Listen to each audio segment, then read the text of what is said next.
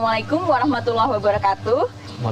Kembali lagi dalam acara Health Talk Rumah Sakit JH Solo. Kali ini kita mengambil tempat yang berbeda ya, yaitu kali ini kita bertempat di Lord Inn Hotel Solo. Spesial juga nih topiknya mengenai hati-hati kendalikan rasa cemas terhadap job security dan pertumbuhan karir. Kali ini bersama dengan expert speaker kita, dengan Dr. Afinia Permanasari, spesialis kedokteran jiwa. Beliau adalah seorang psikiater atau yang ahli seputar kesehatan jiwa di Rumah Sakit JH Solo. Dan juga kali ini kita memiliki bintang tamu yang luar biasa nih dari pihak Lord Inn Hotel Solo. Nah, kali ini bersama dengan PR Manager Mbak Dani dan juga HR Manager dengan Mas Prasetyo ya. Oke, selamat datang semuanya. Sudah siap untuk menyambut Health Talk pada sore hari ini ya. Mungkin nanti kita akan berbincang-bincang seputar job security dan juga mengenai pertumbuhan karir. Kali ini bersama dengan ahli kita ya, dengan dokter ahli. Oke. Selama 1 jam ke depan, bagi sahabat JH maupun yang saat ini sedang menonton, bisa memberikan pertanyaan terbaiknya melalui Instagram maupun YouTube Live. Karena nanti bagi yang beruntung akan mendapatkan giveaway yang akan diumumkan di akhir acara. Oke, mungkin nanti ini kita langsung aja ya, nggak usah berlarut-larut nih. Memang kalau kita bicara mengenai pekerjaan nih ya dok ya, itu kan istilahnya ya sebagai salah satu sarana untuk bertahan hidup ya dok. Ya, nah memang dalam proses perjalanannya mungkin kita bisa saja menemukan beberapa tantangan atau mungkin terkadang kesulitan, dan juga ada satu masa di mana kita merasa kayak sedikit cemas nih terhadap pertumbuhan karir kita. Nah sebenarnya dok, kalau rasa cemas sendiri itu tuh apa sih dok? Mungkin kita sebelum berbicara lebih lanjut nih dok mengenai job security sendiri ya, silakan dok. Oke. Jadi rasa cemas tuh di sini kita sering menganggapnya atau mengartikannya dengan rasa was-was, rasa khawatir, rasa tidak aman ya. Iya, itu sih sebenarnya. Terus apa namanya? Yang membedakan atau istilah kesehatan apa sih dok sebenarnya rasa cemas yang biasa atau yang namanya gangguan cemas. Nah, kan jadi kalau rasa cemas ya oke, kita misalnya besok mau ada meeting, meeting kita harus mau laporan atau kita mau menghadap bos gitu. Biasanya kan kita malamnya ya agak gelisah, sulit tidur. Betul banget. Laporan belum selesai, tetapi kita sadar bahwa oke, tidak masalah, besok saya akan menghadapi, oke sudah selesai, tutup laptop, istirahat, bangun pagi, masih berani untuk menghadapi hari. Masih lihat bos tuh masih ya udahlah deg-degan tapi masih berani ngomong. Lah ya, gitu ya. Kalau sudah gangguan, yang namanya gangguan berarti sudah ada hendaya. Hendaya itu adalah sudah ada kita besok mau menghadap bos, tetapi karena rasa cemasnya ini tidak bisa dikendalikan, sudah gangguan. Nah, akhirnya besok memilih tidak berangkat. Terus sorry ya, misalnya ini poin-poinnya aku kirim 5 menit sebelum kalian yang presentasi, temennya gelagapan, atau tiba-tiba dia menghilang. Menghilang beberapa hari, beberapa minggu, alasannya ada aja, ini kenapa ya? Atau mulai ada laporan dari teman-temannya bahwa ini kok sudah tidak bisa konsentrasi ya Bu. Laporan nih ke Bu Dani, laporan nih kok Bu Dani nih kok kinerjanya semakin menurun, sering tidak masuk, terus mulai menghindar. Nah Bu Dani harus sudah mulai tahu nih, Pak Prasetyo juga, apakah jangan-jangan memang sudah muncul gangguan itu tadi. Jadi bukan gangguan jiwa ya. Jadi beda ya kalau orang disebut gangguan jiwa, atau mungkin kita zaman dulu lebih dikenal dengan gila ya. Itu tuh beda. Itu beda dengan gangguan kecemasan atau istilahnya rasa anxiety. Ya, itu beda. Itu berarti bisa ada gangguan nafsu makan juga bisa ya dok ya, kalau sudah ada gangguan cemas ini ya dok ya. Jadi bisa merembet ke situ juga ya. Ada yang tipe stress eater, jadi kalau stres makan, atau ada yang misalnya kalau larinya ke makan ya dok ya, bentuk coping ininya ya dok ya. Atau kalau lagi stres, kalau lagi stres, kita jadi nggak doyan makan, muncullah asam lambung, muncullah GERD. Nah itu kan awalnya dari gangguan makan itu. Durasinya sendiri dok, kira-kira. Nah kalau gangguan cemas itu biasanya 1 sampai 3 bulan. 1 sampai 3 bulan. And then dia baru bisa handle itu Iya, semuanya makanya ya. kadang tuh pasien cemas tuh datang udah berapa lama Bu kayak gini, 3 bulan dok sudah begini, karena awalnya mereka nggak tahu. Kok aku sering berdebar, kalau gejala fisiknya cemas kan gitu ya. Kok aku sering berdebar, sering keringet dingin. Mereka kan biasanya nggak langsung ke psikiater ya, ke dokter penyakit dalam dulu, dicek semua kok Gitu ya. normal. Tapi saya sering mual dok, sering keringet dingin, sering pusing. Saya sering deg-degan, mikirnya ke dokter jantung. Aduh jantung saya kenapa ya dok? Nah kan sering kayak gitu. Jadi biasanya itu mereka tuh datang ke psikiater biasanya sudah di antara 2-3 bulan karena sebelumnya keliling dulu. Keliling dokter shopping dulu, iya. Aduh, Ke dokter A nggak ada hasil, ke dokter B ternyata dibilang masih normal, aja. tapi enggak deh, kayaknya ada sesuatu. Aku udah mulai pegel-pegel, betul. udah mulai udah mulai sulit tidur nih. Nah, itu biasanya 3 bulan baru akhirnya mereka, wah ternyata ini cemas ya. Kan awalnya pasti, Bu, ini Ibu normal nih, Bapak Semuanya normal. dicek Kayaknya normal bukan semua dari ya. fisiknya deh. Apa dari psikisnya, kadang kan nggak terima yang enggak kok dok, aku baik-baik aja, denial. Iya, kalau dokternya pintar, biasanya mulai ayo ada masalah apa, digali. dikit-dikit. Oh ada nih dok, saya gini, nah itu Bu, jadi mungkin bukannya ibu gangguan jiwa atau gila, tapi stres pekerjaan terutama ya yang kita bahas hari ini, atau misalnya dari penggantian pimpinan juga bisa. Saya tadinya pemimpinnya santai sebelumnya, tiba-tiba perfeksionis, nah, jam 10 masih aktif di grup padahal udah waktunya tidur. Nah, itu Target bisa harus segera menyebabkan selesai, ya. Mungkin Pak Pras mau curhat ini. ini boleh ya kita ternyata banyak gitu. Betul. Jadi mulai di situ, oh itu Bu penyebabnya. Akhirnya ya udah karena ibu ada masalah itu, bapak ada di situ, itu tidak ada salahnya untuk ke psikiater. Nah biasanya gitu.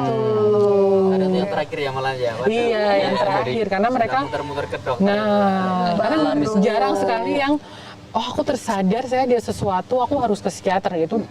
Kecil Kecil lah kemungkinan. kecil Iya ya. benar. Nah mungkin ini dok, tanda-tanda apa sih dok yang mungkin bisa dikenali ya dok ya sebagai orang awam ataupun mungkin sebagai orang di lingkungan sekitar kita nih untuk mengenal, oh tanda-tanda seperti inilah nih yang harus kita bawa ke ahli, khususnya mungkin terkait konsultasi jiwa ini ya dok. tadi. Kapan sih dok? Soalnya saya sambung ya Boleh, mungkin dok. boleh nggak apa-apa Mbak? Saya ini kebetulan di public relations, which is saya di mana-mana harus smiling, apapun yang terjadi harus ketemu klien, apalagi kami hotelier memang basicnya begitu diajarin, apalagi saya di PR gitu ya.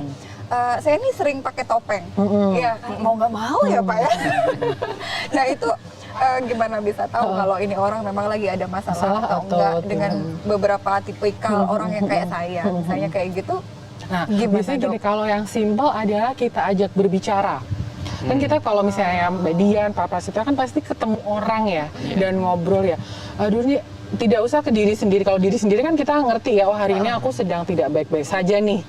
Gitu, oke aku harus, berarti kan harus punya defense mekanisme stres yang bagus, manajemen stres. Oke ini lagi emosi nih aku, tapi aku harus ketemu dengan seseorang, harus tersenyum.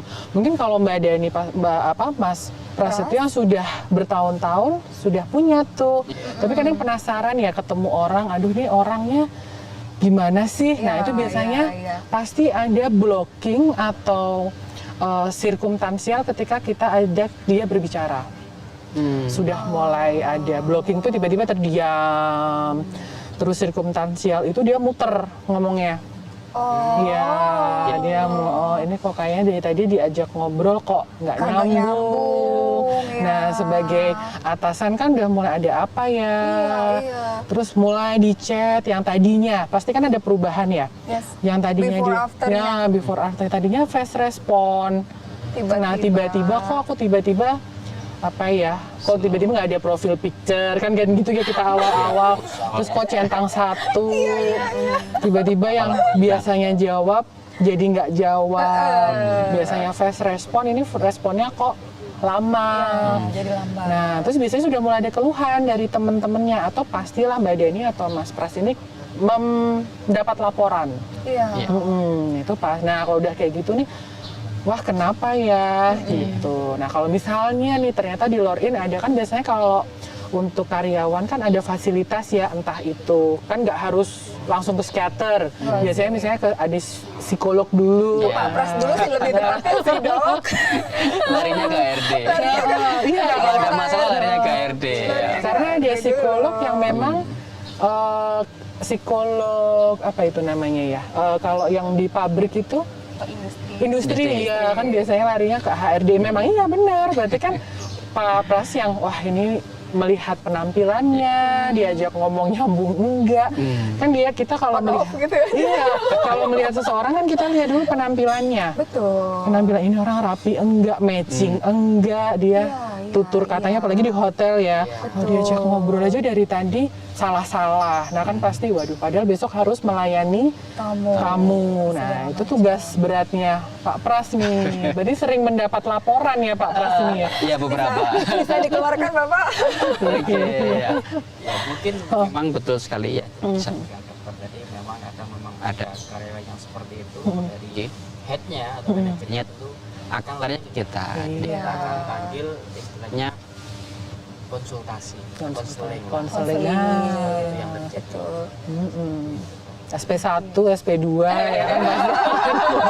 Kalau memang tidak ada perubahan setelah kita panggil, kita kasih peringatan secara lisan tidak ada perubahan, ya mungkin ya sanksi administratif yang kita jalankan. Iya. Orangnya tambah stres lagi gitu. Terus lagi, nah biasanya kalau kayak kantor gitu kadang ada beberapa yang sangat bijaksana, jadi ya udah deh coba selesaikan dulu. Jadi misalnya gini, tapi biasanya itu pada karyawan yang mereka sudah kerja lama, setahun udah termasuk lama ya. Kok tiba-tiba berubah? Nah itu kan nggak mungkin ya. Oh main pecat aja kan nggak mungkin. Pasti. Nah itu biasanya mereka memberi kesempatan. Ya udah deh, coba kamu ke profesional. Itu saya sering sekali dapat kayak gitu. Nanti biasanya saya membuat surat laporan ke kantor bahwa kan kantor biasanya nanya ya, dok ini bener nggak karyawan kita konseling ke dokter, ini kira-kira nanti berapa lama lagi.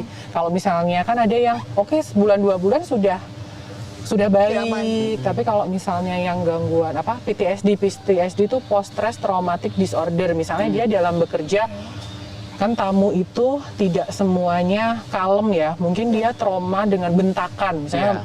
Ada tamu protesnya, komplain keras kalau di kami ya, mungkin seperti itu. Komplain keras, dia mengalami trauma, itu kan nggak mungkin sebulan 2 bulan sembuh ya. Biasanya kalau traumatik kita 3-6 bulan. Itu kan biasanya kantor bertanya, gimana nih dok, ini kira-kira bisa meneruskan atau tidak, kayak gitu-gitu. Itu ada surat keterangannya biasanya, surat keterangan sehat jiwa. Oh ini bisa kok, tapi bentar ya, ini dalam proses. Misalnya gini, kan nggak semua pasien ke saya itu harus obat sebenarnya. Kan kalau sekarang beda zaman dulu ya. Kalau zaman dulu kan mungkin kenapa orang takut ke psikiater karena pasti nanti dikasih obat nih. Nah padahal sebenarnya kalau ke kita itu bisa kita screening. Kalau memang kayaknya kalau sudah ada gangguan pasti kan butuh obat ya. Kita jelaskan ke pihak kantornya juga, ini masih kira-kira kurang sebulan lagi nih, soalnya sedang proses penurunan obat. Nah gitu, jadi nggak main dikeluarkan. Terus kalau misalnya kira-kira butuh psikoterapi yang panjang, konseling yang panjang, biasanya kita bekerja sama dengan psikolog. Gitu. Tapi menarik juga ya dok ya, bahwa ternyata sekarang instansi itu juga ini awareness-nya terkait dengan kesehatan mental para pekerjanya ya dok. Dan saya surprisingly, jadi biasanya kan asuransi jiwa ke psikiater itu jarang, kecuali mereka yang plafonnya tinggi. Nah, terus sekarang ada beberapa yang akhirnya dari pihak perusahaan memasukkan. Nah itu. Masukkan juga karena kebutuhan. Iya, kebutuhan ya mungkin kok mulai banyak, apalagi setelah pandemi ya. Iya, buat masukan juga sih. Bisa jadi mungkin menyisihkan sedikit budget untuk ini ya. Setelah live ini ternyata banyak ini karyawan ini ya. Wah iya bener juga ini ya. Kalau dari pengalaman dokter, kira-kira faktor risiko apa sih dok yang sekiranya orang itu rentan terhadap meningkatnya kecemasan? Oke, kalau hari ini kan kita bahasnya job security itu ya. Kalau yang rentan adalah satu, yang memang dari individualnya dulu. Entah dia memang punya penyakit yang akhirnya dia muncul gangguan cemas itu apa dok? Misalnya stroke, diabetes itu juga bisa menyebabkan kecemasan. Jadi ada struktur di otak kita yang akhirnya mempengaruhi hormon cemas secara alami. Itu ada. Karena dia sudah terjangkit penyakit dulu ya. Jadi kalau sebelumnya, sebelumnya, jadi atau hipertensi lama. Nah, atau nggak lama juga ya, maksudnya orang yang mengidap hipertensi juga bisa mengalami kecemasan. Nah, atau kedua karyawan ini memang dia punya masalah di rumah. Entah dengan keluarga, dengan mertua, dengan anak yang akhirnya dibawa ke kantor, dengan keuangan. Iya, keuangan, masalah marahnya sama siapa, kenanya ke siapa gitu. Itu. Atau yang ketiga memang ada masalah sendiri di kantor itu. Atau misalnya kalau yang terdekat, kalau setelah pandemi kan pasti ada perubahan ya. Ada beberapa yang di PHK, ada yang pengurangan karyawan, atau tadi penggantian pimpinan gitu, atau yang tadinya sudah klop temennya ini tiba-tiba temennya pindah diganti yang baru dan tidak cocok, atau misalnya antara jam kerja dan penghasilan tidak imbang. Itu sering sekali dan akhirnya tadi muncul job security tadi itu tadi. Nah, mungkin kita masuk nih dok ke job security ini. Sebenarnya apa sih dok yang dimaksud dengan job security? Job security ini lagi booming ya sekarang nih ya, karena nggak hanya di karyawan kantoran tetapi juga pada anak-anak muda yang sedang mencari pekerjaan. Apalagi kan sekarang sedang bukaan PNS, PNS terus. Iya benar. Nah, terus mungkin kalau di hotel biasanya kan banyak anak magang tuh. Nah, mereka kan pasti pekerja kontrak. Aduh, ini nanti sama Lor-In diperpanjang nggak ya? Atau nanti setelah magang di Lor-In ini saya harus bagaimana? Nah, itu namanya job security. Job security adalah keamanan saat bekerja. Jadi peluang kita bagaimana kita mempertahankan pekerjaan saat ini. Kira-kira nih di Lor-In gimana ya ke depannya? Gitu.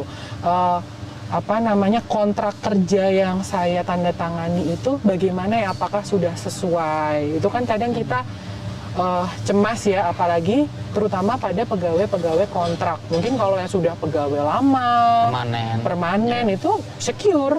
Mereka tidak merasa cemas. Oh ya sudah, pertumbuhan karir saya ya sudah habis ini biasanya naik, atau kalau enggak tetap tapi sampai pensiun. Tapi justru kepada pegawai karyawan baru ini yang mereka kadang mempunyai rasa cemas terhadap job security mereka. Sudah aman belum ya? Sudah stabil belum ya pekerjaan saya atau posisi saya yang sekarang? Saat ini ya, betul sekali. Karena memang setiap tahun akan direview ya. Kontrak kita mau habis nih di bulan Desember katakanlah, dari headnya atau dari manajernya pasti akan melakukan KPI. Nanti dari November udah nggak bisa tidur tuh Pak. Aduh, ini nanti saya lanjut tidak. Kalau di Lor-In sendiri biasanya KPI-nya per berapa ini Pak untuk evaluasi? 6 bulan sekali. 6 bulan sekali ya. Jadi pertengahan dan juga di akhir tahun sebelum adanya kenaikan di 2024 misalkan. Jadi mungkin bulan November kami sudah mulai menyusun KPI itu. Jadi ada mulai deg-degan gitu ya. Itu pertengahan Bu. Panjang. Itu kan mereka di rumah udah mulai cemas pastinya. Aduh, udah 6 bulan lagi, apa sih yang harus saya lakukan biar diperpanjang nih sama Pak Prasetyo, Bu Dani ini ya itu. Menarik. Upayanya itu dari kan? Gimana ya dok ya supaya buat mengurangi rasa cemas pasti kan anxiety-nya. Pasti kan kalau kita di kantor dulu ya, pasti kan kita sadar, oh aku karyawan nih, upgrade skill-nya, terus mau disiplinnya. Jadi jangan terlena dengan ya udahlah, saya nggak punya motivasi apa-apa. Nah, kalau misalnya kita mau jadi seorang pimpinan itu kan melihat kita ini karyawan bisa diandalkan atau tidak. Otomatis kalau tidak bisa diandalkan pasti tersingkirkan dengan orang-orang yang bisa diandalkan. Oleh karena itu bagi pemirsa ini yang mengalami job security, apalagi yang mungkin yang sedang bekerja di Lord-In ya, jadi ayo tingkatkan skill agar Bu Dani dan Pak Pras ini melihat bahwa Anda mempunyai tadi, oh bisa diandelin nih, bisa dijaga, oke kalau ada apa-apa. Kan pasti Betul. Bu Dani melihat ya, oh ini kok gesturnya bagus, akhirnya membandingkan antara A si dan si B ini sama. Sama, tapi kan tetap pasti kalau misalnya harus ada yang dikurangi, pasti akan memilih salah satu. Jadi memang harus upgrade ilmu, bisa diandalkan, upskill ya. Terus kemudian motivasi, jadi harus menaikkan motivasi. Jadi misalnya selain cemas kan kita bisa dalam kondisi depresi ya. Kalau misalnya memang saat ini sedang dalam kondisi depresi, ayo sadar diri bagaimana keluar dari kondisi tersebut dan memperbaiki kinerja saat bekerja. Gitu. Boleh nanya nggak dok? Boleh. Ngomongin masalah motivasi ya. Di kami itu banyak banget yang karyawan yang sudah bekerja dengan waktu yang cukup lama ya, cukup lama di atas 5 tahun, bahkan 10 tahun segala macam. Mereka rata-rata jadi motivasinya di awal pasti masih ini banget, tiba-tiba udah flat aja. Gimana sih cara naikin motivasi? Karena kayaknya kayak sih cara A udah saya coba, cara B masih mental juga nih dok. Nah, dari segi usia pasti senior yang iya. Iya, jadi biasanya kalau It happen kan ya?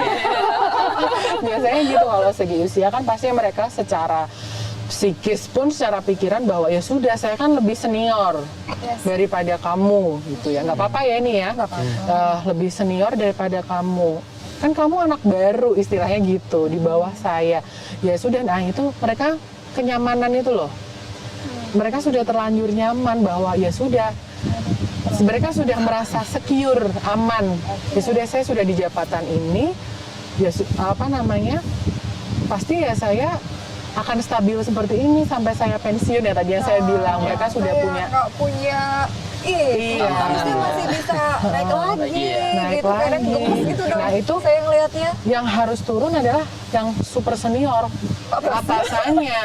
Iya, super senior, owner misalnya. Biasanya gitu ya kalau owner. Itu tuh butuh sesuatu yang membuat kita terbangun. Nah gitu. Misalnya owner lama nih tidak berkunjung, misalnya kan gitu, jadinya stabil, nggak ada yang membuat deg-degan, adrenalinnya tuh nggak ada yang memacu. Nah itu berarti mulai tuh ada kunjungan owner, mulai dilihat semua, jadi yang melihat bukan lagi Pak Pras, mungkin yang lebih tinggi lagi. Oh kita mau ada ini nih. Nah jadi mereka yang senior ini biar tidak terlena. Itu pun sudah terjadi di PNS sepertinya, dokter-dokter senior kan dulu ya udah misalnya di dunia dokter sendiri, oh naik jabatan itu gampang apa segala macam. Sekarang enggak. Sekarang harus ada tes segala macam tesnya ya. Oh, ada untuk yang senior misalnya mau pensiun, mereka ada tes kembali kelayakan apakah masih bisa berpraktek. Ada terus kemudian kredensial, biasanya mereka ada tuh tes sehat jiwa. Nah itu ada. Jadi kalau lolos tes berarti mau bisa dilanjutkan gitu. Jadi kayak ada suatu tes ya gitu. Jadi yang memacu adrenalin yang memacu adrenalin sehingga seseorang tuh mau lebih naik lagi gitu. Memang mereka pasti mereka pasti protes yang senior, apa sih orang dulu aja nggak ada apa begini-begini. Itu dia pasti di-compare sama zaman lupa bahwa gitu 2023 ini sudah lebih banyak orang pintar, bahkan mungkin umur itu udah nggak dilihat. Makanya sekarang kan maksimal usia 30. Berarti yang memang senior-senior ini harus punya kesadaran bahwa kalian itu punya junior yang mungkin kemampuannya jauh, apalagi ini era digital loh. Teknologi itu semakin berkembang. Dulu kita nggak pernah Zoom, tiba-tiba harus Zoom. Akhirnya yang senior ini harus berlatih. Nah, nanti ke depannya mungkin semuanya sudah beralih ke era teknologi. Beralih ke AI. Jadi jangan terlalu pede, walaupun sudah senior kita bisa digantikan dengan handphone, komputer. Itu kadang tuh harus terpacu. Perlu dikasih shock Iya, terapi nah, dikit ya, Dok, shock ya. terapi. Jadi shock terapi itu perlu karena untuk memacu adrenalin sehingga kita tidak terlena dengan kesecurity-an tadi, keamanan tadi. Ya, tapi memang kadang yang sudah masuk durasi 5 tahun, 10 tahun tuh boleh dibilang durasi kritis ya, Iya. Dok ya. Mulai masuk fase kebosanan, kadang udah Jenuh. masuk jenuh. Oh, udah Terus ada nggak yang juga ya, Dok, ya. baru-baru, udah biar mereka aja yang kerja. Iya, gitu. benar-benar tuh. Ya itulah apa ya budaya di kita Di Indonesia. ya. Di Indonesia. Karena kalau di luar negeri ya kalau memang sudah tidak berkompeten mereka akan Di-cut ya, langsung iya, ya. cut langsung. Baik, Gitu. Dok. Ini kebetulan sudah ada masuk pertanyaan dari sahabat JH, Dok. Ya. Sorry dokter, apa yang harus dilakukan jika sudah ke dokter jiwa, tetapi masih tidak ada perubahan? Apa faktor penyebab susahnya mengendalikan cemas berlebih, Dok? Oke, satu dilihat dulu cocok nggak sama dokternya. Itu Harus sama dokter Raffi berarti. mungkin ya cocok nggak sama dokternya. Kadang apa ya, entah psikolog atau entah psikiater itu kan punya ciri khas yang berbeda. Masing-masing. Nah, masing-masing. Jadi evaluasinya di situ. Apakah psikoterapinya kurang mendalam atau tidak? Karena jadi gini, kalau misalnya kita ke psikiater itu kita tidak hanya dapat obat, jadi kita butuh psikoterapi. Psikoterapi inilah yang berperan penting agar pasien tersebut obatnya secara dosisnya dikurangi.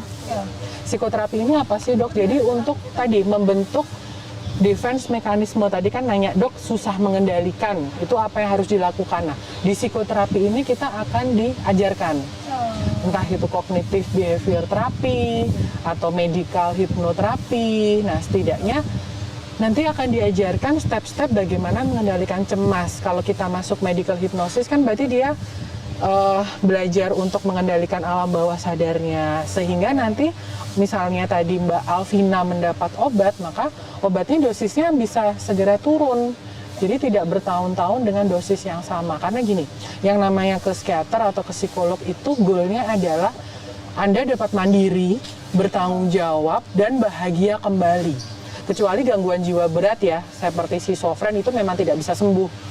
Dan bisa 5 tahun atau bahkan sampai seumur hidup dia meminum obat. Tetapi kalau untuk kecemasan seharusnya dapat sembuh, karena yang namanya cemas itu berarti kan sesuatu dari dalam. Nah, kita sebagai profesional itu membantu untuk Anda-Anda sekalian ini mudah dalam mengendalikan rasa cemas tersebut. Misalnya apakah memang dari pola asuhnya, berarti Dok saya cemas seperti ini karena di rumah selalu seperti ini misalnya. Nah, itu kan berarti kita menggali dari pola asuh, bagaimana harus yang di rumah, modifikasi lingkungan di rumah itu seperti apa gitu. Ya, jadi coba dievaluasi dulu, sudah klik bener nggak sama psikiaternya. Terus kedua, kalau misalnya Mbak Alvina memang mendapatkan obat, sudah tepat belum obatnya, sudah tepat belum dosisnya, sudah diberikan berapa lama, itu juga harus dievaluasi gitu. Nah, tapi Dok, kalau ketika cemas ya Dok, ya misalnya memang tidak dilakukan intervensi yang lebih dalam, nah mungkin seperti apa, pemberian obat atau pemberian psikoterapi. Nah, itu kira-kira apakah bisa berlanjut Dok ke arah komplikasi seperti depresi? Gangguan depresi. Gini, jadi kan kita berarti kalau gitu ngomongin struktur di otak ya. Jadi di otak kita tuh ada yang namanya hormon serotonin, ada yang namanya hormon adrenalin. Kalau hormon adrenalin kita kerja terus, jadi kita cemas terus, otomatis hormon serotonin pasti akan bergejolak. Entah dia menurun atau dia tidak seimbang, otomatis capek. Nah, depresi biasanya muncul. Makanya kalau untuk kami dunia kesehatan ada diagnosis gangguan campuran cemas dan depresi. Karena gitu, jadi karena biasanya cemas dulu, begitu capek depresi muncul. Atau bisa depresi dulu baru cemasnya muncul. Gitu. Masih ada kemungkinan? Ada, masih ada kemungkinan. Bahkan cemas yang tidak tertangani, misalnya dia memang cemasnya sudah berlebihan, tetapi keluarga atau sanak saudara ataupun teman terdekat itu tidak aware, bisa menjadi gangguan psikotik. Jadi yang awalnya cemas, terus jadi curiga, yang tadinya ide jadi waham. Nah, waham itu sesuatu yang sudah nggak rasional. Jadi misalnya cemburu yang berlebihan, terus kemudian curiga terhadap teman yang padahal nggak ada apa-apa sebenarnya. Itu sudah psikotik namanya, itu termasuk gangguan jiwa berat. Itu kalau sampai Cemburu tidak berlebih. ya gitu. Tapi yang Banyak ya ternyata ya. banyak. Jadi kalau dulu kan kita taunya orang tuh kalau ke psikiater udah gangguan jiwa, gila yang dipasung atau misalnya yang di pinggir jalan yang mereka nggak pakai baju ya gitu-gitu. Enggak, sebenarnya luas. Sebenarnya luas, dan sekarang sudah banyak orang yang akhirnya membuka diri. Mereka berani ke psikiater, mereka berani ke psikolog gitu. Karena dari SD aja sudah diajarin apa itu mental health kalau anak zaman sekarang ya. Karena kan sering ada bully ya. Iya, sekarang tuh di sekolah-sekolah SD gitu sudah ada pembelajaran tentang pembulian. Betul. Kita dulu nggak ada ya. Dulu belum ada, Bu. Belum ada. Iya. Zamannya udah beda, Bu. Iya. Kalau dulu memang psikiater itu biasanya yang tua ya, lebih sepuh apa. Sekarang anak-anak muda udah mulai tertarik tuh ambil kedokteran jiwa. Gitu. Oke, baik Dok. Nah, mungkin kita bahas lagi nih Dok, pertanyaan berikutnya ya Dok ya. Dok, bagaimana cara mengatasi FOMO atau fear of missing out terhadap sebuah kerjaan yang terkadang suka merasa kurang dengan hasil kerja teman? Oke, mungkin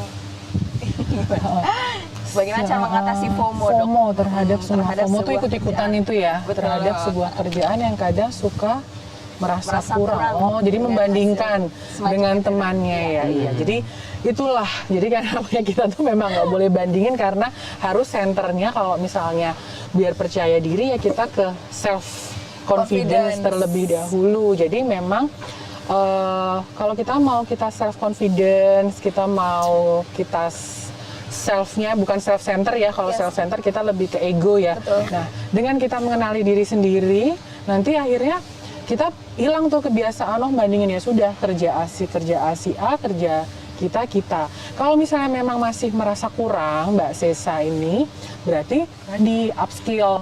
Kok kerjaanku selalu dibandingin, kerjaanku selalu merasa disalahkan, nah, gitu. Kalau ternyata memang fakta di lapangan memang pekerjaannya kurang, berarti kan kita harus upskill. Tapi kalau memang ada tendensi pemimpin ini membeda-bedakan, nah berarti kan defense mekanismenya harus jalan bahwa ya sudah saya sudah bekerja dengan baik, selalu dianggap salah, dibanding-bandingin, padahal kerjaannya sudah bagus. Nah, ya berarti defense kita yang harus mulai, saya harus mulai belajar cuek, belajar bodoh amat, yang penting pekerjaan selesai mau dipakai ya udah, enggak ya udah, soalnya saya butuh salary-nya, saya butuh menghidupi keluarga. Ternyata memang kita di satu titik memang butuh kayak begini juga ya dong ya. Sedikit ignoran gitu ya. Itu tidak masalah.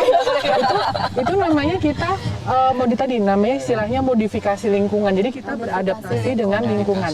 Kita butuh nih kerjaan, tapi aku nggak seneng nih sama pimpinan.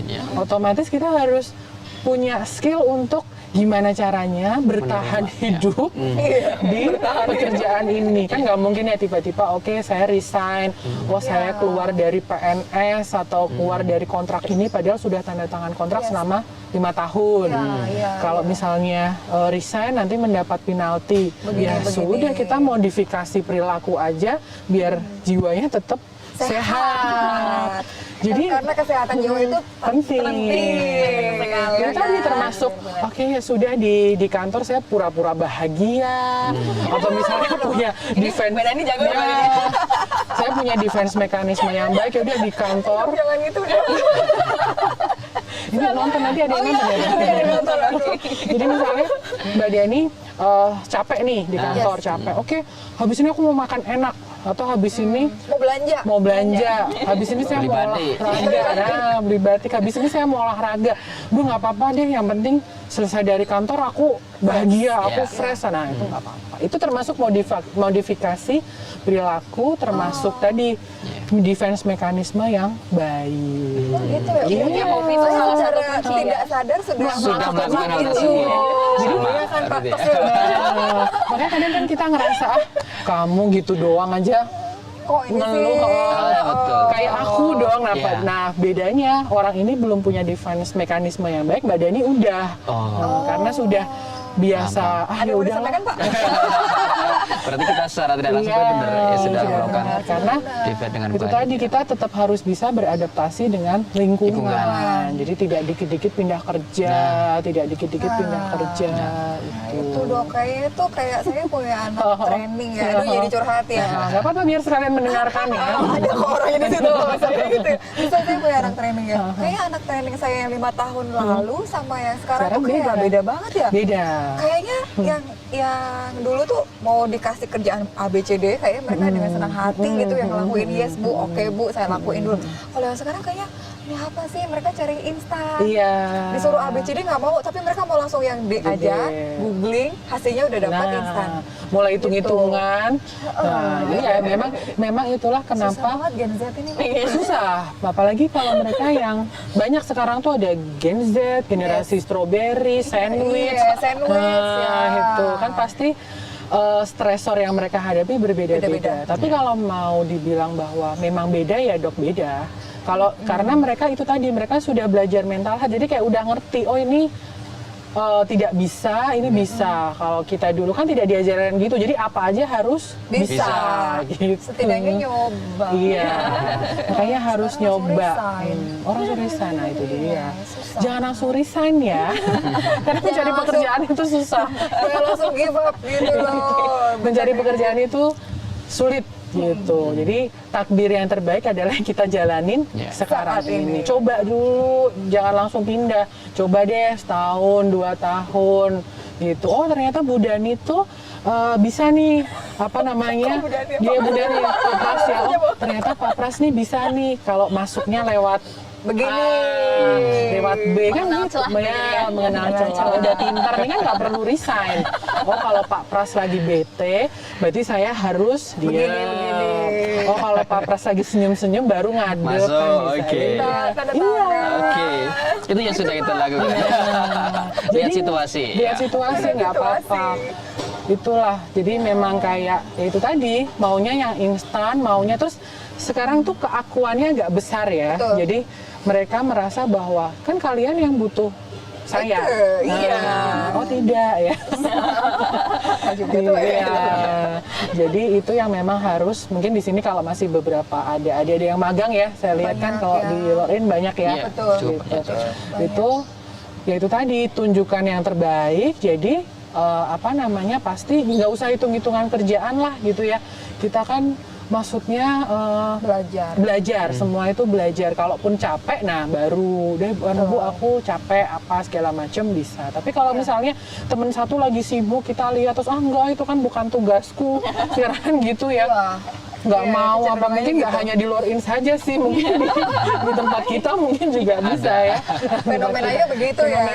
Bukan itu bukan bagian saya nggak mau di situ itu saya hari ini tidak memilah-milah hari ini saya tidak terjadwal di poli ini misalnya kalau kita tidak terjadwal di poli ini tapi temennya lagi gopyoh yang satu ambil status yang satu Nancy apa sih salahnya kan ngebantu gitu aja. Toh tidak akan mengurangi apapun justru kalau kita membantu dengan apa namanya kecukupan kita pasti akan dipermudah lah. Betul. Gitu sih.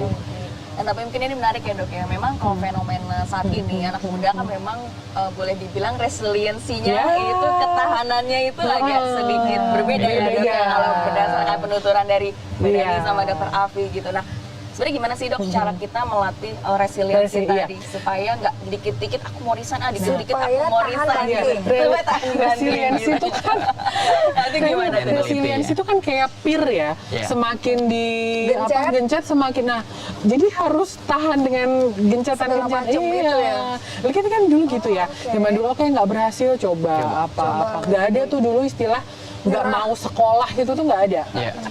Dulu nggak mau sekolah, bapak ibu udah deh apa segala macam, ya udah memang harus berangkat gitu. Kalau itu tadi, tapi kalau kita baru kebentur sekali, udah nyerah ke tempat yang A, udah nyerah. B, resiliensi itu tidak akan terbentuk. Iya, jadi harus dilatih ya, Dok.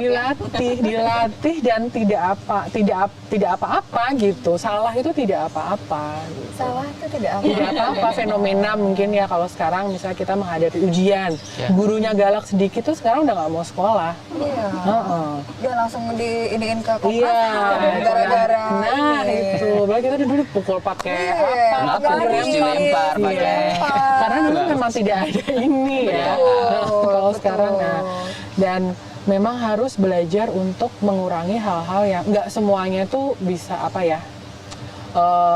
Memang era digital itu penting, cuma belajar itu tidak harus selalu, ya kan ini termasuk instan. Kita lihat googling, tinggal copy paste, itu tidak termasuk instan karena memang kalau dulu kita mungkin ini ya, kita pakainya buku, kita berimajinasi. Buku itu kan nggak ada gambarnya, jadi kita berimajinasi, kita berlatih untuk berpikir. Nah kalau sekarang scroll Instagram aja udah ada, jadi kita ini. Nah itu juga menurunkan resiliensi. Jadi ayo yuk mulai banyak membaca. Iya, karena yang tadi kita jadi males. Oh gini caranya. Udah ada YouTube ya, udah udah kebayang gitu. Kalau dulu kan kita membayangkan. Dan trial and error ya. Trial and error itu. Jadi kalau beberapa kantor yang masih jadul istilahnya, ya itu menurut saya tidak apa-apa. Ya memang kita generasi yang sudah sudah baru-baru ini berlatih untuk menjadi satu misalnya tadi. Jadi meningkatkan resiliensi, nggak apa-apa. Belajar lah. Yuk jangan takut kalau misalnya atasannya lagi galak itu, ya udah mau gimana? Kan nggak mungkin dia mengeluarkan tanpa alasan. Iya, gitu. Itu banyak kok terjadi. Iya, mahasiswa S1, S2, pembimbing skripsinya misalnya susah revisi, hanya untuk menunggu, udah nggak apa-apa yuk ditungguin, besok datang lagi, nggak mau udah. Nggak mau? Iya.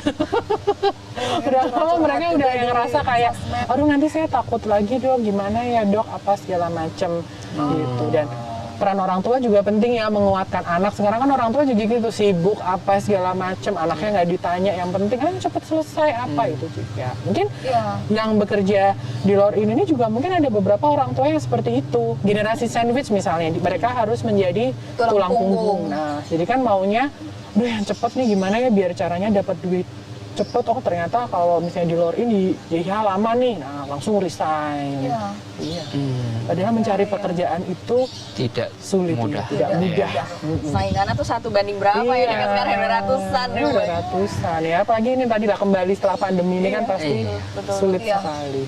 Kemarin Lor'in juga mana sempet Kita pandemi, alhamdulillah during pandemi kita 1 hari pun tidak pernah tutup. Alhamdulillah. Untungnya ini ya, alam ya. Tapi bagaimana strategi kita dalam pandemi itu, tentu kita mengatur manning dan juga kekuatan finansial. Jadi memang tidak full semua masuk 100%, tidak. Kita gantian, Bu.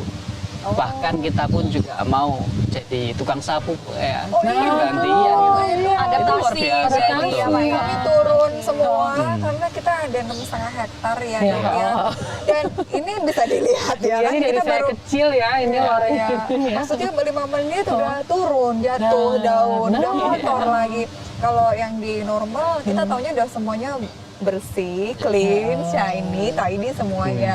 Tapi ketika gantian ya, waktu itu apakah karyawan ada kayak, kan mungkin nggak boleh semua masuk nih. Betul, yang beliau yang atur-atur. Jadi kami yang ngatur, dokter. Makanya akhirnya turun. Pandemi ya, begitu pandemi karyawan yang part time istilahnya itu kan kita mau tidak mau harus kita efisiensi, kita rumahkan, staf kontrak dan permanen itu yang kita pertahankan untuk bisa hotel ini tetap jalan hidup. Caranya seperti apa? Ada yang masuk 50%, ada yang 40%, 30%, ya sesuai dengan kemampuan kita. Jadi memang ya tidak ada tamu dah waktu itu. Iya. Bagaimana kita bisa bertahan? Ya kita akan atur. Apalagi awal-awal ya. Iya, jadwal masuk. Kita Udah nih nyapu. tim PR ini saya taruh di Central Garden, accounting saya taruh di belakang, kemudian itulah, security. bener-bener. Kita bareng-bareng. Bareng-bareng terjun. Kita bareng-bareng. Di situlah mana yang karyawan loyal dengan perusahaan diuji, kelihatan. ya. Diuji waktu pandemi. Yang mereka dikasih dengan persentase ini dirasa tidak cukup, mereka akan Keluar. monggo. Nah, tapi yang mana teman-teman yang masih bertahan sampai sekarang inilah kawan-kawan yang loyal kepada perusahaan. Itu butuh, makanya tadi Kelihatan. bisa diandalkan. Iya. Ya. Makanya yuk ini ya apa namanya yang sedang melihat ini jadilah yang bisa diandalkan. Iya, Nggak apa-apa betul. kok, maksudnya kita berkorban asalkan nggak yang yang lainnya pulang jam 5 kita sampai harus jam 9 malam kan juga nggak mungkin ya. Yang sewajarnya aja lah. Iya. Gitu. Itu juga pentingnya menerapkan kerja yang efisien dan Iya. efektif ya dok ya. Iya. Jadi bisa jadi orang yang diandalkan Nah, tadi. pasti kan yang Betul. tadi mau mengalah kan pasti mereka kerjanya dari hati. Oh ya udah deh, maksudnya yang memang punya loyalitas tinggi di Iya. tempat kerja gitu. Semangat ya berarti. Iya. Tanya lagi mungkin. Karena kita punya ini ya dok, apa namanya? Untuk Giveaway. penanya, iya ya, Iya, giveaway ya. betul ada pertanyaan Ada lagi dok, pertanyaan. masih banyak ini dok. Oke. Kayaknya banyak yang tertarik ya masalah kejiwaan. Karena mungkin banyak yang relate juga. Iya, ini. Relate, betul. Oke. Dok, apakah seorang atasan yang sering curigaan kepada karyawannya Siapa atau ini? kurang percaya pada karyawan termasuk kecemasan yang perlu diwaspadai?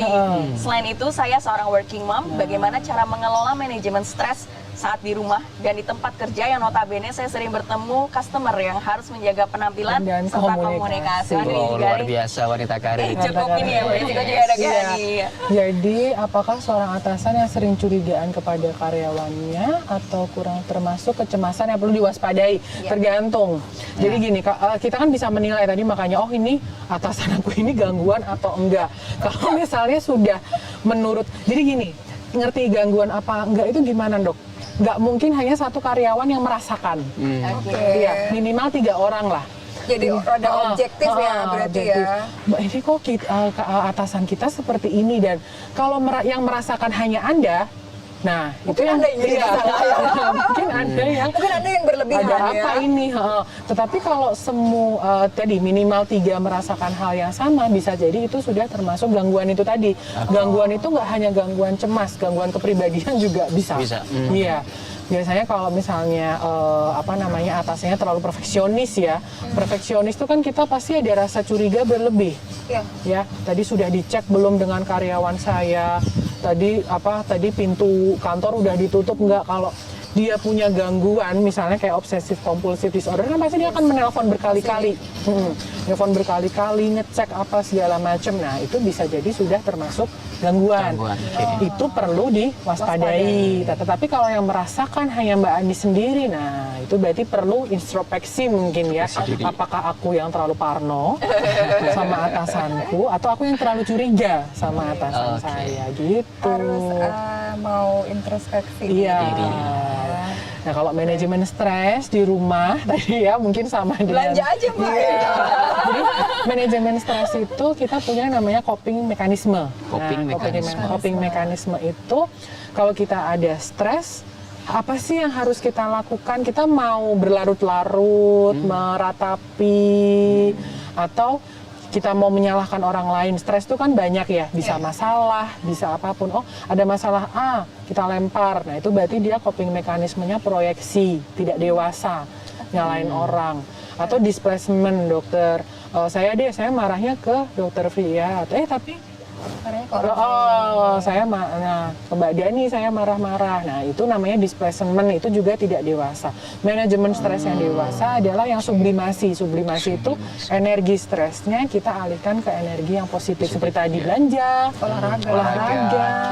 Terus jadi atau misalnya bermain bersama anak, healing sama suami ya. Nyapu-nyapu, staycation ke Lor'in. Nah, itu juga bisa merupakan manajemen stres yang baik sehingga biar tidak tercampur. Jadi, oke, saya hari Sabtu Minggu nih staycation nih di Lor'in, nanti hari Senin sudah fresh kembali. Jadi sebenarnya healing itu tidak perlu yang jauh Dan jauh, mahal. iya dan mahal gitu. Berenang di luar ini juga termasuk healing loh, nyaman banget. Benar. Iya. Ini kan vibes-nya juga kayak di Ubud Iya, ya. benar. Tetap jualan kan. Balik saya. di Solo gitu ya. Bali di Solo, Paradiasin Town. Ya. Gitu. Itu Mbak Anis, oke? Iya. Baik, semoga bisa menjawab pertanyaan ya. Kemudian kita lanjut ke pertanyaan berikutnya mungkin. Iya.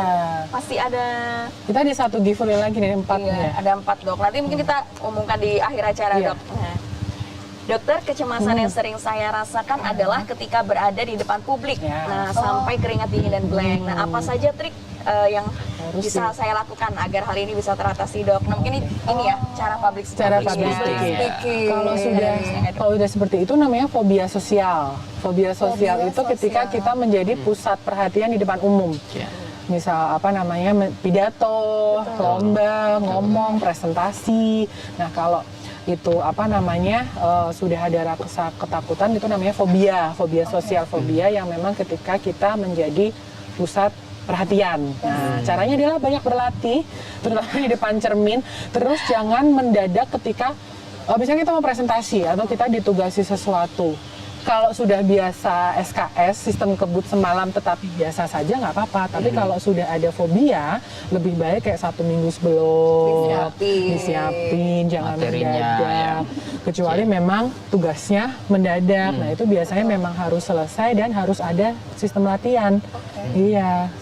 Pasti kalau PR juga sering ya. Ini biar pasti juga bisa jawab Bu ini Bu. Ada tambahan Bu Dani mungkin. Iya, mungkin ada tambahan. Iya.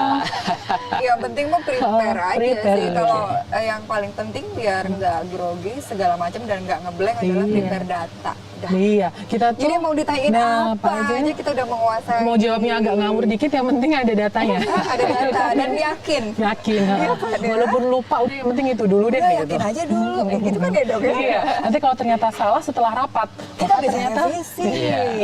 maaf ternyata tadi ada salah di penyampaian gitu. Nah itu memang perlu dilatih. Jadi kenapa kita cemas karena kita tidak ada persiapan. Pasti saya yakin juga dokter sebagai seorang dokter kalau dadakan juga waduh ini kenapa nih misalnya ada suatu hal yang urgent tiba-tiba tanpa kita siap kan pasti kita juga langsung Deg-degan deg-degan ya. gitu. Dan langsung itu ngeblank apa segala macam aduh ini harus Keringet dingin. ngapain. Nah, Pengen tak bisa gitu. berkata-kata. Tetapi karena kita latihan, selalu pengen cari tahu, akhirnya oh yaudah deh kalau udah kayak gini, oke deg-degan sedikit sebentar Di awal. habis Ntar itu. juga jalan. Nah, gitu latihan. Ya, pokoknya. jeda sedikit, tarik nafas. Tarik nafas. Lanjut lagi. Keluarkan. Oke, pentingnya baik-baik. jam terbang juga ya, Dok? Iya. Oh, jangan itu. jam terbang. Jangan terbang ya. Oke, baik. Nah, semoga bisa menjawab pertanyaan ya terkait bagaimana supaya tidak grogi pada saat bicara di depan umum. Nah, mungkin ini ada pertanyaan berikutnya lagi, Iya Dok. nih, Nah, bagus nih pertanyaan. Dok, Work-life izin bertanya, balance. tips agar mencapai work-life balance dan mindfulness dalam bekerja. Nah, mungkin ini juga mulai banyak yang menerapkan ya, Dok, ya? Iya. Terkait mindfulness juga nih Iya. lagi jadi topik trending juga ya, Dok. Trending nih. Nah, Ini pertanyaan kami semua sebenarnya. Oh iya, oke. Mindfulness itu kan seperti relaksasi tapi kita fokus kepada hal yang memang sedang atau kita dalami atau kita membuat suasana rileks yang akhirnya kita lebih fokus dalam bekerja.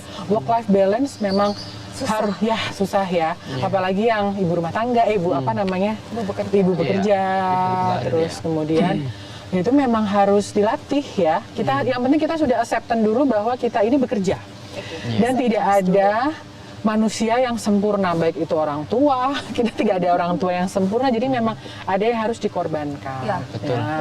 Entah anak-anak waktunya, sama mama papa berkurang. Tapi kan kita punya hari libur ya. Mereka kalau hari libur jangan tidur, boleh tidur, tapi anak-anak ini juga diajak untuk Main. cerita, ngomong. Jadi work life balance itu tadi tidak hanya dengan keluarga, olahraga. Hobi. Iya, karena kalau kita banyak bekerja, misalnya terlalu banyak duduk juga mungkin bagus juga nggak ya. bagus. Terus apa namanya, terlalu sepanang di depan komputer juga kita melihat kesehatan mata. Kalau terlalu banyak duduk bisa HNP ya dok ya, saraf kejepit itu kan sering ya. Kita Low back pain. low back pain, gitu. Jadi work life balance itu banyak hal, bisa jadi dari keluarga, rekreasi, dari olahraga, menjaga kesehatan itu harus penting. Jangan sampai terlalu sibuk kerja sampai makan tidak teratur, adanya yang di Lorin makanannya enak-enak, oh ternyata tensi saya tinggi, terlalu banyak asupan gula, nah seperti itu juga harus. Nah kalau untuk mindfulness memang biasanya mindfulness itu kalau sekarang bisa dilakukan sendiri ataupun beramai-ramai, kan biasanya ada ya pelatihan mindfulness itu. Ya, kemudian kalau mindfulness saya tidak terlalu mendalami, biasanya saya medical hypnosis. Mindfulness itu bermacam-macam.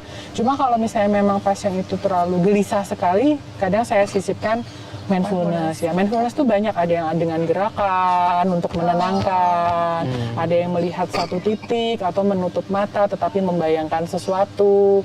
Nah, dulu tuh saya sering nih di sini ada yoga. Tapi sekarang masih ada ya? Sekarang udah enggak. Udah nggak ini ya? Jarang. Baik. Ya, dulu setiap hari apa sih, Senin nama apa gitu. Sama Mbak siapa tuh ya? Iya. Lupa saya namanya. Itu juga bisa untuk mindfulness. Kadang di Central Garden, Campus Garden pindah-pindah. Work-life balance itu bisa. Bisa nanti diterapkan. kembali nanti berarti. Iya, boleh itu kalau untuk karyawan-karyawan itu. Boleh nanti kita kolaborasi deh. Bisa di dekat patung itu ya. Iya. Di sini Iya, dulu biasanya di situ. banyak area yang luas sih di sini. Banyak sih spot kita kalau mau adakan kegiatan seperti itu ya. Iya, karena bersatu dengan alam. Iya. Siapa tahu ada pemirsa yang melihat ternyata pelatih mindfulness atau yoga atau apa bisa Nanti nih ya. hubungi di sini.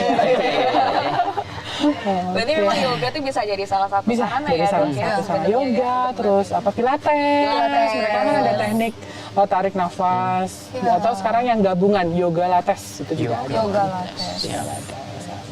Oke. Tapi memang menjadi working mom tuh challenge-nya tuh ya, Dok, ya. Kadang tuh ngerasa kayak aduh bersalah nih Bersalah, waktu iya. sama anak jadi berkurang gitu. Tapi memang kalau kita Sudah fokus ya, Dok, memutuskan, ya, fokus pada saat kerjaan nggak dibawa ke rumah gitu ya, Dok. Mungkin bisa jadi bisa. lebih bondingnya lebih maksimal Lebih ya, Dok. maksimal. Jadi ya Mbak pinter-pinter ngatur waktu lah kalau kita ya. Kuncinya di manajemen waktu. Di manajemen waktu. Sama manajemen stres Iya, juga, Dok, ya. benar.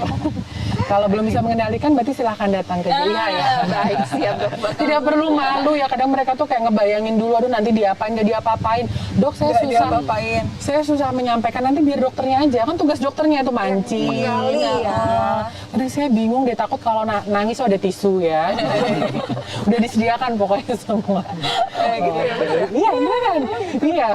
Ini sudah ada tisu, sudah tersedia apa segala Mungkin macam. ini ya, kalau sama sahabat kan kita kenal. Nah. Tapi kalau misalnya sama berkunjung ke dokter, Iya, kita otomatis rahasia menceritakan ini, terjamin. Nah. Jadi kalau di ruangan saya memang tidak ada nurse, tidak ada perawat. Ya. nggak Jadi ada semua langsung sama dokter langsung ya. sama saya. Insya Allah Iya. confidential ya, Dok. Iya, soalnya amanah ya menjaga rahasia ya.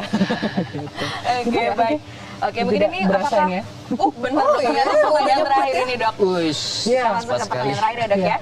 Ketika pada waktu tertentu banyak kerjaan sehingga kepala terasa pusing, susah konsen, dan Nah, apakah ini ini tadi. salah satu tanda untuk indikasi terkena mental ya, Dok? Padahal fisik secara Baik-baik kasat mata ini saja. baik-baik saja. Ini namanya sudah termasuk psikosomatis. Jadi gejala stres, tetapi munculnya gejala fisik. Jika memang itu sangat mengganggu, berarti sudah termasuk gangguan. Tetapi kalau Oke, aku udah tahu nih aku pusing, ya udah deh aku tidur, udah besoknya konsentrasi kembali terbangun tuh nggak masalah. Tapi kalau menetap selama 2 minggu, terus mulai semuanya terbengkalai, nah itu silahkan konsultasi karena sudah termasuk gangguan. Psikosomatis namanya atau somatisasi. Itu jadi gejalanya stres. Tapi kalau diperiksa fisik terus seperti tadi itu normal ya. Tensi memang tinggi, tapi nggak kenapa-napa, nggak harus besok udah normal kembali. Nah, Iya. oh, gitu. Oke, baik, Dok. Ternyata tidak Terasa ya, asik kan? Seru. Udah masuk jam 4 ternyata, baik. Nah, mungkin ini ada pemenang giveaway untuk sesi atau kali ini. Yang pertama dari @anis.kenzi, kemudian yang kedua dari @nitya_hoki, kemudian yang ketiga dari @tina_dnj, dan yang terakhir dari @dena sawitri. Oke, selamat kepada 4 pemenang giveaway yang beruntung. Kemudian untuk selanjutnya kita umumkan untuk pemenang kuis Nelen Chat. Yang pertama dari @anggiron, kemudian yang kedua dari @lufiana widya, kemudian yang ketiga dari @maymoning, dan yang keempat dari @alfian_zr, dan yang terakhir dari @ulfaame. Oke, selamat kepada semua pemenang yang beruntung. Nah, kali ini mungkin kita untuk menutup sesi Health Talk kali ini yang seru banget nih seputar job security dan juga pertumbuhan karir kita. silakan kepada Dr. Afi untuk menyampaikan closing statement-nya. Ya, jadi job security adalah rasa aman kita dengan pekerjaan. Oleh karena itu, sebagai karyawan atau sebagai pekerja wajib untuk mengetahui job security kalian agar kalian merasa aman atau safety terhadap pertumbuhan karir. Dan jangan lupa kesehatan mental itu sama pentingnya dengan kesehatan fisik. Oleh karena itu, jangan malu jika memang butuh berkonsultasi, bisa datang ke RSJIH Solo. Jika malu untuk bertatap muka, saya bisa konsultasi online. Jadi tinggal mendaftar di RSJIH Solo untuk konsultasi online bersama saya. Jadi tadi yuk kita tingkatkan percaya diri, lebih banyak dedikasi, kemudian upskill kalian agar tidak mengalami job insecurity. Jadi penting job security untuk pertumbuhan karir kita.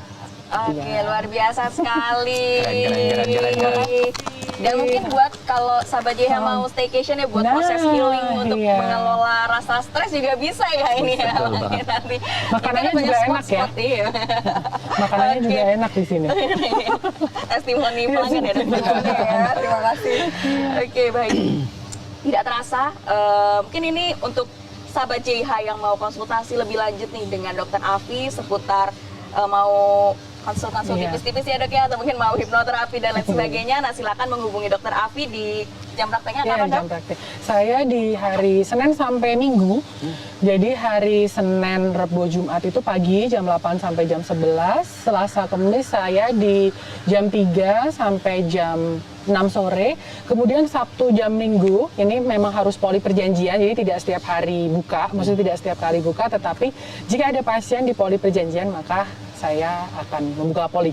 Gitu. Itu di hari Sabtu dan Minggu. Hari Sabtu jam 1 sampai jam 2 siang, hari Minggu jam 10 sampai jam 12 siang. Jadi kalau yang bekerja bisa di hari Sabtu Minggu. Iya, tapi harus daftar dulu ya karena berkuota. Oke, baik.